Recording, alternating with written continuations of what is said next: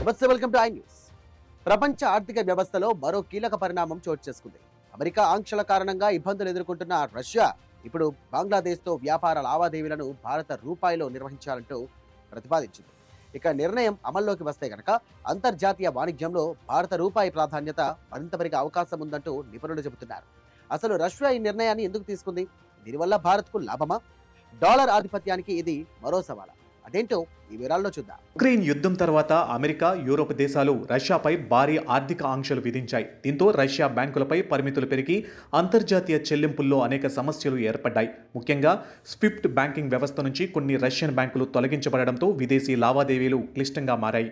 ఈ పరిస్థితుల్లోనే రష్యా బంగ్లాదేశ్తో జరిగే వాణిజ్యాన్ని భారత రూపాయిలో నిర్వహించాలని ప్రతిపాదించినట్లు అంతర్జాతీయ మీడియా కథనాలు చెబుతున్నాయి. అంతేకాదు, ఇందుకోసం ప్రత్యేక చెల్లింపు వ్యవస్థను ఏర్పాటు చేయడంతో పాటు ఢాకాలో రష్యన్ బ్యాంకు శాఖను ప్రారంభించే అంశంపైన చర్చలు జరగనున్నట్లు సమాచారం. ఈ ప్రతిపాదన వెనుక మరో కీలక కారణం కూడా ఉంది. రష్యా సహకారంతో నిర్మిస్తున్న రూప్పూర్ అణు విద్యుత్ కేంద్రం కోసం బంగ్లాదేశ్ చెల్లించాల్సిన రుణాల విషయంలో ఇబ్బందులు తలెత్తాయి. మొదట చైనా యువాన్ ద్వారా చెల్లింపులు చేయాలని ప్రయత్నించినప్పటికీ అది పూర్తిగా సఫలం కాలేదని తెలుస్తుంది. ఇప్పుడు రూపాయిలో చెల్లింపులు చేస్తే ఈ సమస్యకు పరిష్కారం దొరికే అవకాశం ఉందని భావిస్తున్నారు. ఇక్కడ మరో ఆసక్తికర విషయం ఏమిటంటే, భారత్, బంగ్లాదేశ్ మధ్య ఇప్పటికే రూపాయి ఆధారిత వాణిజ్య చెల్లింపు విధానం అమల్లో ఉంది. 2023లో ప్రారంభమైన ఈ విధానం ద్వారా కొన్ని లావాదేవీలు నేరుగా భారత రూపాయిలోనే జరుగుతున్నాయి. ఇప్పుడు అదే వ్యవస్థను మరింత విస్తరించి రష్యాతో కూడా వినియోగించే అవకాశాలపై చర్చ జరుగుతుంది. ఇది కేవలం రష్యా, బంగ్లాదేశ్ ఒప్పందం మాత్రమే కాదు.